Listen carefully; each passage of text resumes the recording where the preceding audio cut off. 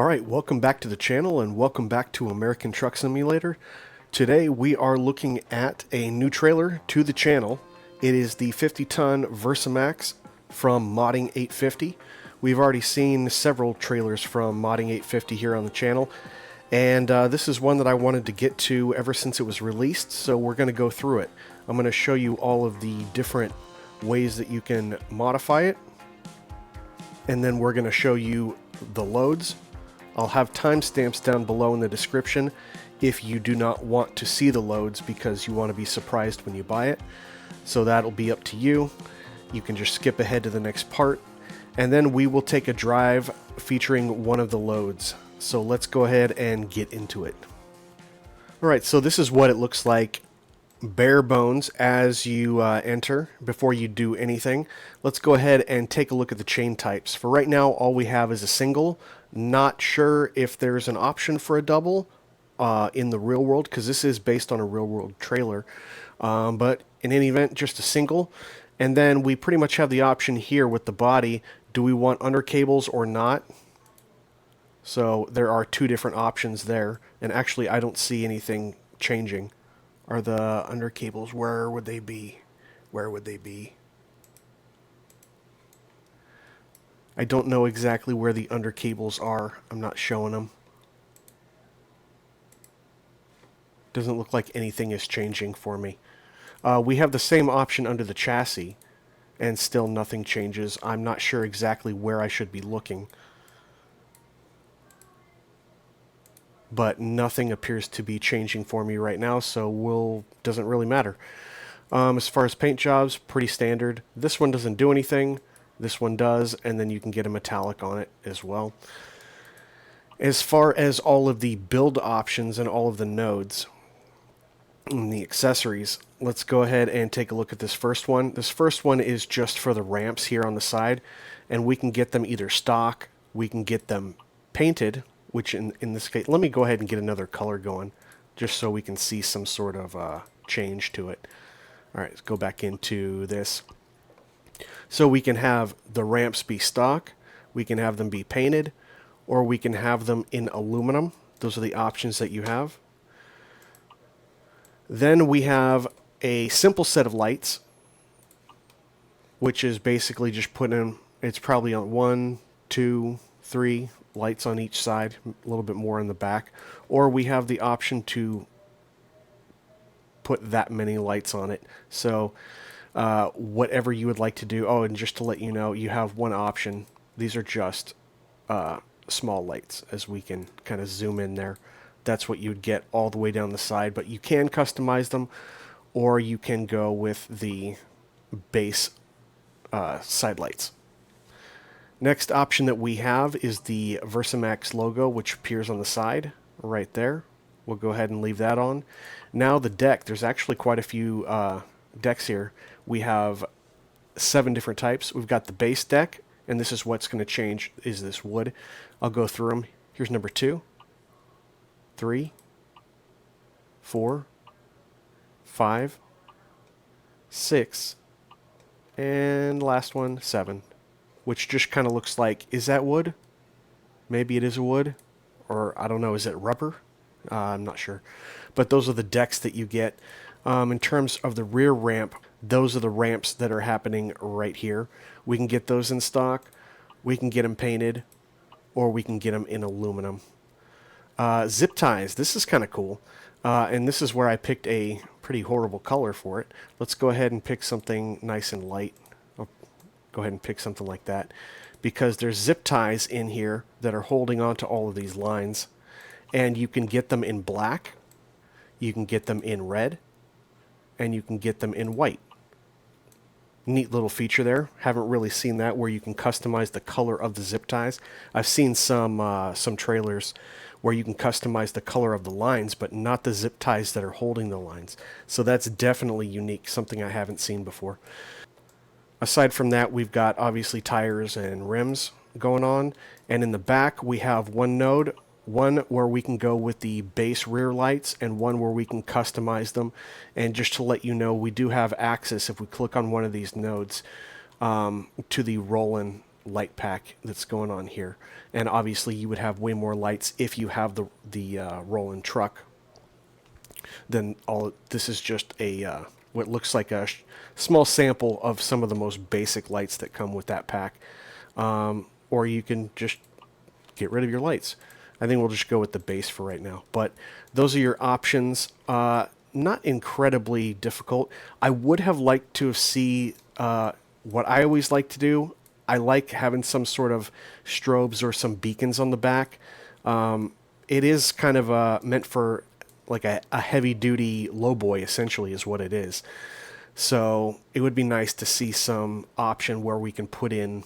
And you know what? Maybe if you have the roll-in light pack, maybe that is an option for you. I currently do not have that light pack. I don't even know if it can be purchased without having the roll-in because I don't have that truck. But it would be nice to get some sort of option just for, you know, an additional node where we can toggle on and off some beacons. That would be pretty cool. Other than that, those are the build options for the 50-ton VersaMaxx from Modding 850. Let's go ahead and check out some of the cargo that comes with it. By the way, if there's timestamps down below if you want to skip that and you want to be surprised when you purchase it. Otherwise, let's go take a look at the cargo. All right, let's see what kind of cargoes we got here. So it looks like we've got quite a few. There is only 7 though, because notice that 4 of these are Peterbilt 359s and they're just in different colors: green, black, red, and blue. So that's kind of like one truck. So if you take those and make them all one, there are 7 total. So here is the wrecker. And again, it's in blue, black, red, and green. But let's kind of take a look so we can see the detail that's going on this truck. It looks nice and used, and it's dirty, and that's exactly what you'd expect if you're going to be hauling a truck that is broken down. So nice detail even there on the bumper there. Pretty cool. And we can take a look at just one other color. Doesn't matter what color but essentially you get them in the 4 colors. Even all the weathering and not necessarily damage, but just weathering. Look, the rust here. Pretty good detail. These areas being faded just over time. A lot of good detail in this. That's cool. It's always good to see detail in the loads and not just the trailer itself. All right, so that was one of them. Let's go ahead and take a look at another Peterbilt. This is a 567. And this one looks mint. So this one may be coming from the dealership and being delivered to the owner or to a dealership. Pretty cool. All right, let's take a look at this one's a little bit different. This ladder truck. This one also looks pretty mint. You can see that chrome glisten off of it. Yeah, a lot of detail even down here. Take a look down here. Surprising amount of detail that goes into these loads. I like it.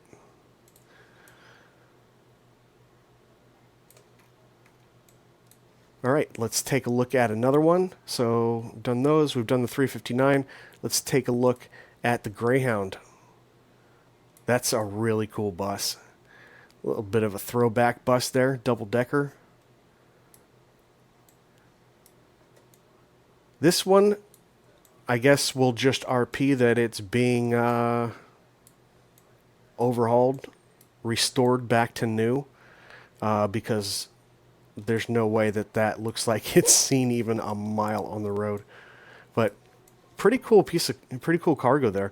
I haven't seen really anyone else that's done a bus, or at least not anywhere near this. So that's pretty cool. All right. And we've got a dump truck. Now this one has seen some use. This one they pulled directly out of the pit. Look at those tires. All the detail on there. The dirt and all the wear and tear on the tires, the steps, the back of it, the signs starting to be faded, and of course missing paint on the inside, maybe a little bit of residue from the dirt. Just a lot of detail. This kind of reminds me of like a on the same level as a cargo that you would get from a piston trailer. So really loving the detail on that. 351, and again, this one's pretty similar to the other Peterbilt. This one is looking like it's restored. No way it's coming from factory. It's a 351. It's an older truck. And you can see there is a theme here. Most of the mods, or the loads that would go on this type of trailer, it is intended to be hauling RVs and big vehicles. That's primarily why 850 Modding is only showing vehicles on this. But he has said that in addition to the 7 loads that come with it now, there are more on the way, and he is even going to include some other loads that are more typical for lowboys as well, including some construction materials. That'll happen in the future. We don't have a date on that yet. Last one, we might as well stick with the trucks. We got a W990 Kenworth. This thing is coming from the factory, delivered directly to the dealership, where the new owner is going to be very pleased to be picking this thing up. But yeah, a lot of good detail, not only on the trailer itself, but on the loads itself. So that only leaves one thing. Let's go pick a cargo and take a drive. All right, we are at the Liebherr in Alamosa, and we're going to be taking a Norwich TWP ladder truck. This thing's coming in at 46,305 pounds, and we're going to be taking it to Montrose, to the Ford dealership. This has nothing to do with Ford. I think what we're just going to be doing here is RPing that we're going to drop it off at some sort of dealership for it to be delivered directly to the client. We can take a look again at the detail on the trailer and the truck. That's pretty cool. Look at that. You can even... That's pretty cool. A lot of detail here. Tiny tires, too. These are 17 inches, I think, is what they said. So, and it comes with these tires and these rims, but unless you have another set of 17-inch wheels, this is going to be the only thing that you put on it. But still, not looking too bad at all. Got the VersaMaxx logo there. Got it there in the middle. And I think we got it up on the neck as well. Whoa, that was a little fast. Sorry about that. Yeah, there we go. And we did not pick the under cable, so we're just going straight in through here. I guess that would have been modeled. I haven't tried doing that. It's just that nothing looked like it changed when we were going over that. And speaking of the truck that we're going to be hauling this with, this is Rushour109's white Freightliner, otherwise known as the Powerliner. Probably came out about a year ago, I want to say. It's been out for a while, and we've driven it on this channel before. But I wanted to, well, let's just be honest. We needed a truck to pull this, and I haven't driven the Powerliner for you guys in quite a while, so let's go ahead and take a look at that. We have it set up with a Knox Transportation skin. This is from Richard Brown. He did a whole skin pack, and when I mean a pack, there's probably like 40 different skins just for this truck in that pack. Crazy amount of skins, and really good, to the same quality you would always expect Richard Brown stuff to be. Let's go ahead and get in. We'll head to Montrose, and I'll talk to you a little bit about what engine we have, what transmission we have, and a few other things. So let's go ahead and get in. I've got it decked out with the blue interior. It's hard to see right now, but pretty much the only thing you can see is the steering wheel. But what's really cool about this mod, even though about this truck, I know we're supposed to be talking about the trailer, but it really does the shadows really well. So whenever you pick a color, like it has the orange or the blue, it's not like it doesn't look fake. Like, for example, if you look at the wiring underneath the steering wheel, that's like a bright blue, whereas the blue on the interior is very subtle. It's way even more subtle. When you don't have a ton of light hitting it, it almost looks black, and it makes it look a lot more realistic than if it was the colors of the wires underneath the steering wheel. No criticism to Rushour109 for the wires. I was just using those as an example to show the quality and the colors within this Powerliner. So let's go ahead. We'll get the Get the lights on, get her fired up. I'll rev her a little bit, then I'll tell you what we're driving.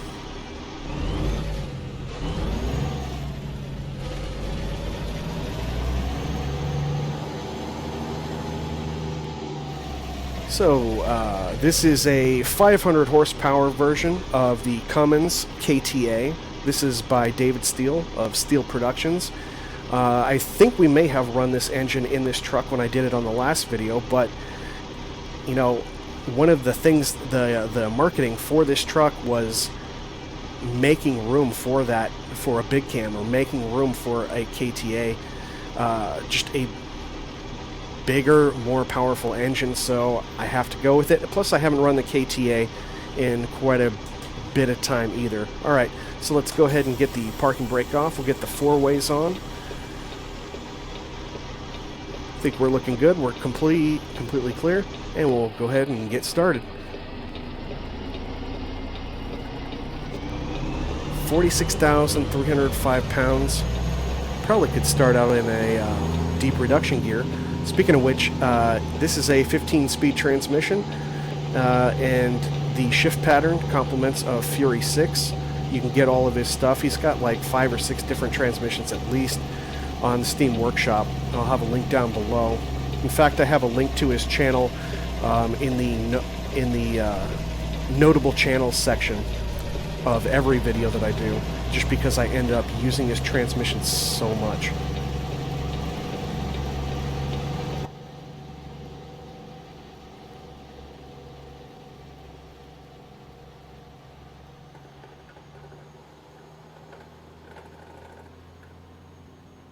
Nice load, nice trailer.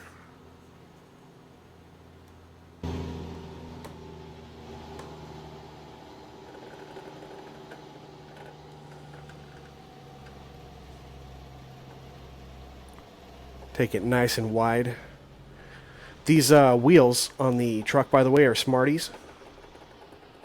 The 2 holes.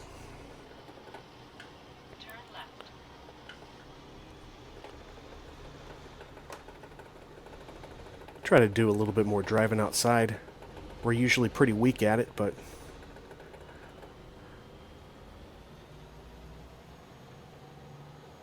and then once we I'll get in the cab in just a few minutes, and I'll get the other cam going. I'm still having the issue where if I'm floating around on the outside, especially with the console, I lose the camera that would be in the lower left-hand corner. You can still see me shifting, but you can't see my head. Maybe that's a good thing. I don't know. Give me your feedback down below. Maybe you guys don't want to see my mug in here and focus more on the truck anyway. Alright, looks like we're pretty good.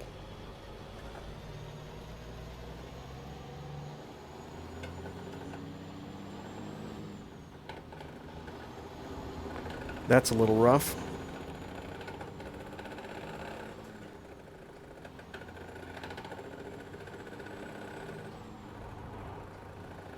I'm going to get that other cam and I'll be right back.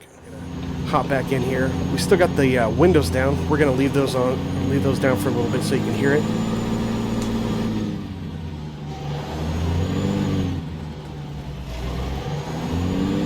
Come on, go into gear. Oh. That's what I get when I'm driving it outside the cab. I'm still having problems with my shifter base not wanting to go into gear. So sometimes we're just going to have to skip gears. Ooh, a little bit of a twitch there. I haven't had very many issues at all as of late with any of the graphic stuff. I've been running about 60 frames per second just like I'm running now. Looking at a preview on OBS where I'm recording, and we're still looking good. Every now and then when a city loads up, I still run into a quick glitch like I just showed you a second ago. But it's never anything that's like extended for a long period of time.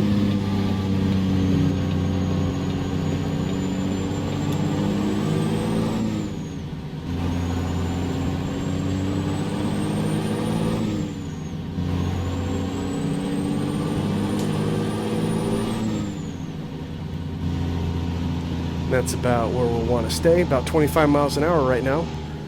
Good thing we got a red light coming up anyway. So maybe I'll take you through. Oh, there we go. We'll go ahead and get these windows up. I'll deaden it a little bit so it's not so loud when I'm talking.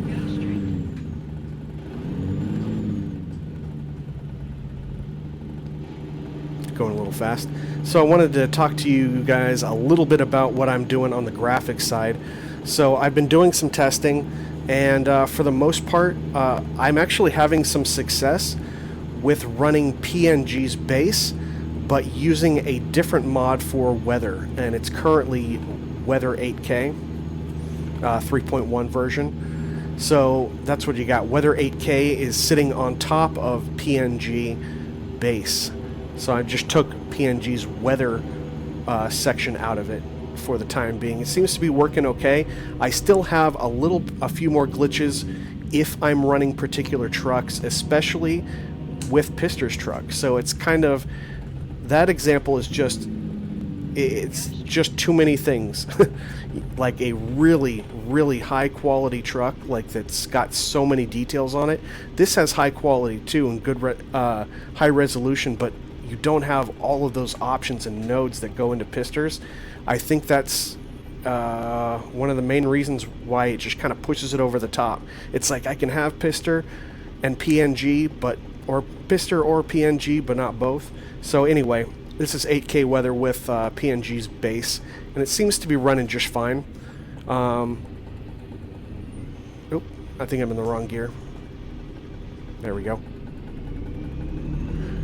Currently running at 56 frames.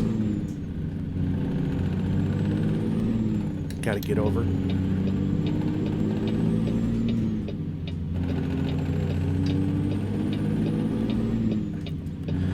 So the other thing that I was trying for a while, and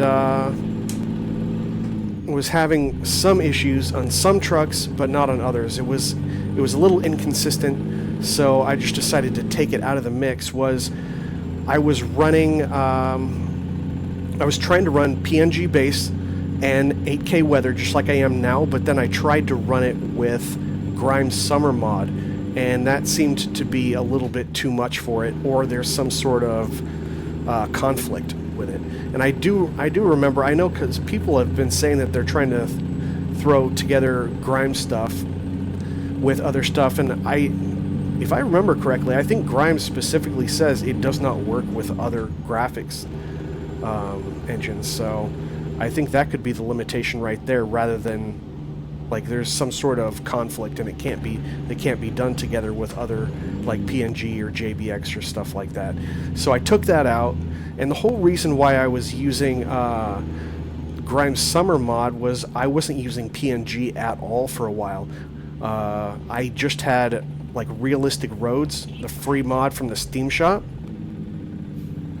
and then I would pair it with Weather 8K, and then I threw in Grimes Summer. But now that I've got PNG base back into the mix, and I'm still getting 60 frames per second, everything's running pretty good. I just need to pull the Grimes out for that.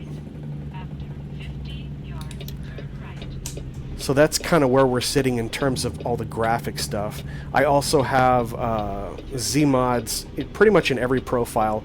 I've got his audio framework in the mix now. I guess we turn the blinker off. And I've been running the revised 3406B in several trucks, but people are driving those all over left and right, so I decided to stick more with something else. Let me pull this up so you guys can see what gear I'm in. I'm in the deep reduction now. We'll go to highway gears. So far, it seems to be playing along and letting me shift. It's going in and out of neutral in a lot of gears. So for this one, it would be 2, 4, 7, and 9. Yeah, 7 and 9. I have to those positions I really have to and reverse to upper left. I have to just shove it in and hold it there for a second. So that's just kind of the way it is. I do have something that should be coming in the mail within the next week, and it's kind of well, it's a physical mod for the Logitech shifter, and it's just a stronger spring that's going to be thrown in there. I have to take everything apart. At this point, I think I just need a new shifter base anyway, but before I do that, I'm going to get the spring and see if it makes any difference. It's supposed to put a lot more tension on it so that it's not so easy to shift, and a lot of people complain about that, but I mean, I'm not trying to get like absolute like real world results out of this. 100 yards, turn right. The problem that I have is this this shifter knob that I got from Miro Gaming. It's really cool and it feels really cool to shift it, but it is heavy. So it doesn't, I don't even feel like any resistance at all. It just kind of goes into that gear. And I know that's not really that realistic. But the other thing that's not realistic about it is I think because it's so heavy, it's giving the shifter base issues. The shifter base might need to go, but I'm going to try the springs anyway to see if a little bit more resistance. What is going on? Is it telling us to like take a nap? We still have 4 hours left. What is going on? Is it telling us to turn around? Hold on a second, I gotta figure this out. Alright, so here's what's going on. We started out in Alamosa, and it wanted us to turn right. Maybe you guys saw that I missed the turn. It's more than likely that I missed the turn. So we gotta go back to here and reroute all the way up through Poncha Springs into Montrose. So let's go ahead and do that now. I probably missed it because I was just chatting. So maybe I'll go ahead and skip over some of this. Ooh, really doesn't like that. Start in. There we go. It's only 46,000 pounds. It's a 500 horsepower engine. Should be enough. Oh well. Not a problem to start in the deep reduction, and basically I just have this second stick used as the splitter to take me from the highway gears into deep reduction. Anyway, let's get out and take a look at, while we're making some S-turns here, take a look at the cargo and the trailer a little bit more, since that's what we're really focusing on this video.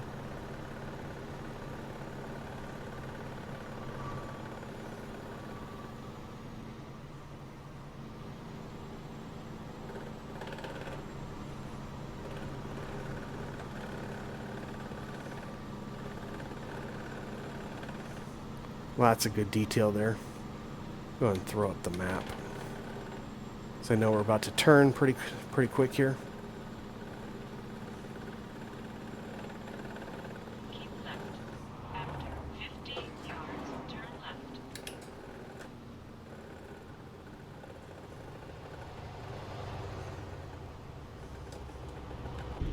All right. So we get out and we see some of the trailer. And we will be, I'm probably going to go ahead and skip this part. I'm just going to be sitting at a light. I'll get on, I'll meet up with you guys a little bit further into the drive. Alright, so we got about 3 hours left on the drive. Kind of skipped over some, it wasn't even that eventful. Missed a lot of driving through towns. It was a good place to skip. So yeah, little under 3 hours left on the drive now. And I did want to ask you guys a question. I'm still doing a little bit more research to see what sort of chair or seat that I'm going to get in here, so that I'm not just sitting in this. It's a dining room chair for right now. I picked it because I do have like an office chair, but I can't lock how it turns left and right, you know, how it spins, and I'd have to get chocks for the tires or for the wheels and everything. So for right now, I'm just rocking something that doesn't swivel, doesn't have wheels, because it's easier to work with.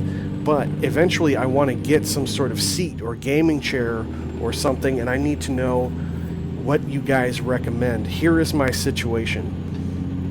I've built this this dashboard. I've built it around my desk, and the desk is a fixed height.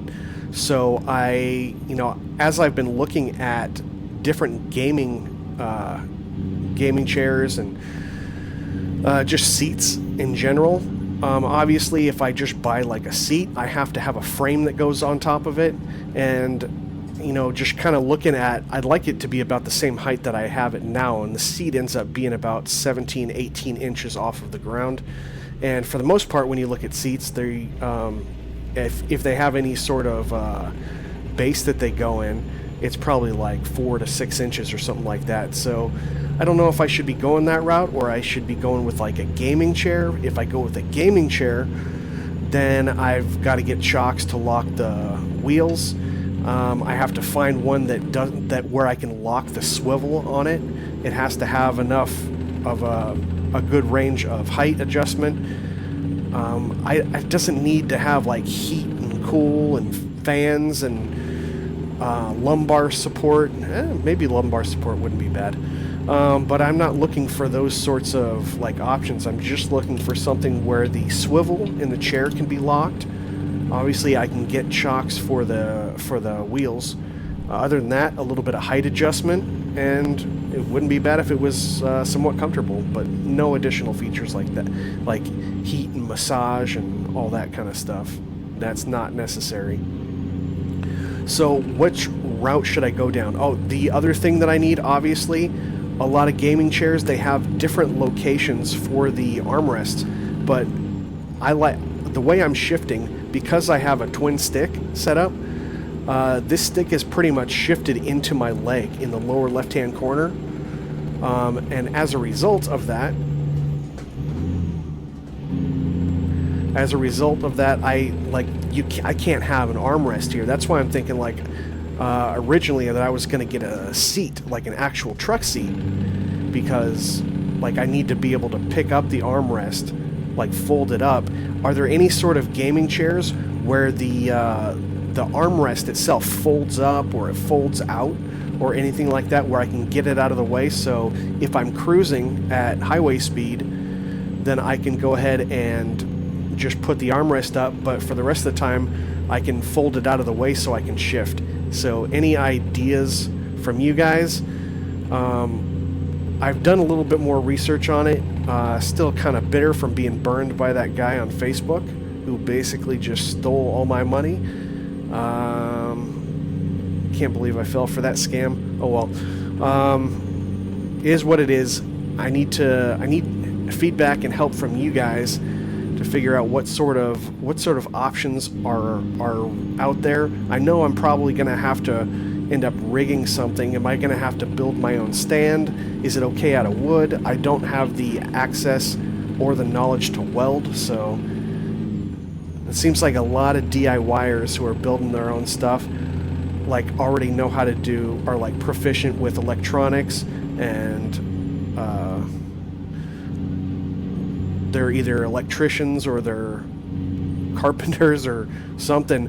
I don't have any of those skills really. I'm kind of, even on the dashboard, I'm just kind of learning how to put stuff together for the first time, especially with the electronics. So anything that you guys could recommend would be great to get started with some sort of seat. And again, I'm looking like I may have to build something, adapt something, but I'd like the seat to be probably about between 16 and 18 inches off the floor, because the desk is fixed and I can't do anything about that. But I also, like, it'd be nice if it had a little bit of a range. I'm not completely done with the dashboard, but depending on where everything is going to sit, I need to be able to adjust my seat a little bit to be able to see the gauges through the steering wheel. Still using Zeemods' new FOV mod.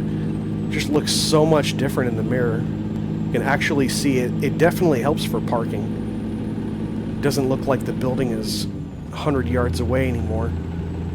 Looks like it where it should be, probably about 60, 70 feet away if you've got like a long trailer. Curious to know what real truck drivers, if you try this FOV mod from Zeemods, it's free. How does that look in terms of real life? Because a lot of people have said, even with some of these like realistic mirror mods and stuff, it doesn't do a whole lot. Whoa, cut that way I was going way too fast with that. But I'd be interested to see, is that look out the mirror, is that similar to what you might see in person? It's completely foreign to me. Either not using a mirror mod or using whatever the basic ones on Steam. So let me know in the comments down below. Let's get some wipers on.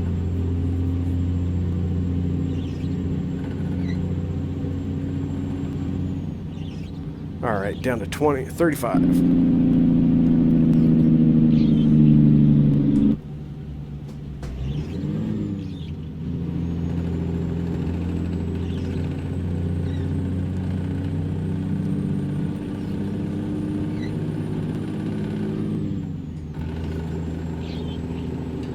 I'm liking the skies. I'm liking the skies. I think the Weather 8K is doing just fine. By the way, with the exception of one or two glitches here or there that lasted like a second or two, I've been running at 60 frames the whole time. So PNG base, along with Weather 8K, is working for me. And the reason why I say that, and you know, that setup may not work for you all the time. It may work for you all the time. For me, pretty much everything except Pister's truck works with those settings. So I have to tone it back a little bit with Pister's truck for some reason. Not criticizing Pister or anything. I know that there's tons of high resolution and tons of quality that goes into that. There's just so much detail that I would kind of expect that. So with the exception of that truck, this seems like a really good working setup for me right now with Weather 8K and PNG base. PNG weather not in the mix right now. And you know, more than I think about it, it may not be like a problem with PNG weather. It could just be that base and weather from PNG is too much, and that going to Weather 8K is making it easier. I don't know. Just experimenting at this point, letting you know what I'm finding so that you guys can kind of incorporate that into your own testing. If you're having issues with graphics, if you're, you know, more of a low-end machine, or you're trying to figure out what works, especially when you have to pay for a PNG. If it was all free, not that big of a deal. Just download it and try it for yourself. But some people want to see what's going on before they purchase it. They don't have the money to just blow on it and then figure out that it's not going to work for their system.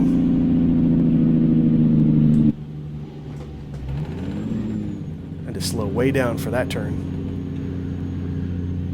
And there's no guardrail here, so not very forgiving. We'll be in the drink real quick if we're not paying attention.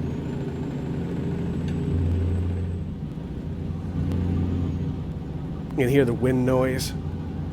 That's Zeemods system going. Oh, it just slipped right out of gear. I didn't touch anything.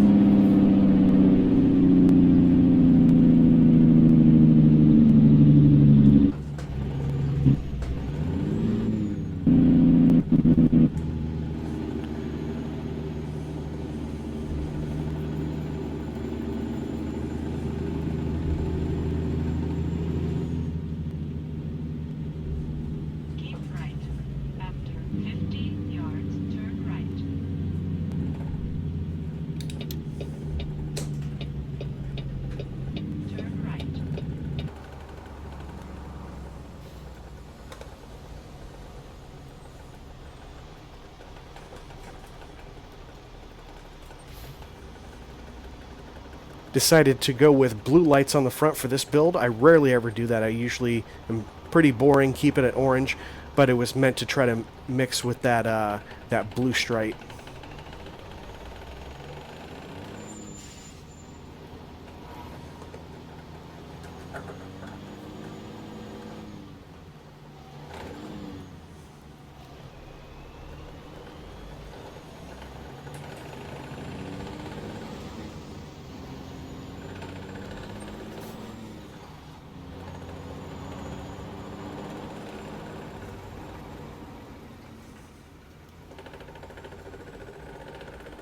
Good opportunity to take a look at the truck and trailer and everything while we're going slow through town here.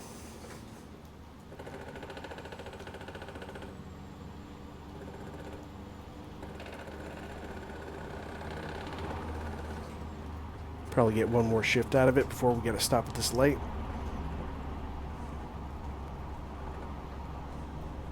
Sorry, buddy. Didn't mean to cut you off. I just really suck at driving from the outside. And we're about to drop off now here at the Ford dealership, or in RP, just some dealership that is receiving a fire truck. I wish this thing could go away. Can I make it go away? Yeah, I could. Actually helped. Do that. Get on any beacons. I don't have any beacons on the trailer. Do I have any beacons on this truck? I don't know if I do. There we go. So I can get the trailer in. Do I have any beacons on the truck? Yeah, I do. There we go. I'd like to have them on the trailer specifically for that reason. When I'm, you know, turning in. Hold on. Almost hit a Mustang. Guess that happens. Just pull over right here for a second. And then we can figure out where they want this to go. So I will be right back. Okay, this one's pretty simple. It's just right straight above. You can see it right over the GPS. Alright. Well, we'll leave the beacons on for right now. We'll go into low second. We'll get the windows down. So thanks for coming on the drive today. Let me know if you have any questions about this VersaMaxx trailer from 850 Modding, or any other comments or anything from the video. I thank you guys for stopping by. And if you enjoyed the video, go ahead and give me a thumbs up. Consider subscribing and hitting the notification bell. If you haven't subscribed already, would love to see you around for all my videos. And I think we're just going to go ahead and park it here. There we are. Windows up. Parking lights only, beacons off. And we have engine turned off. There we go. Thanks for stopping by, and I'll see you guys on the next one. Take care.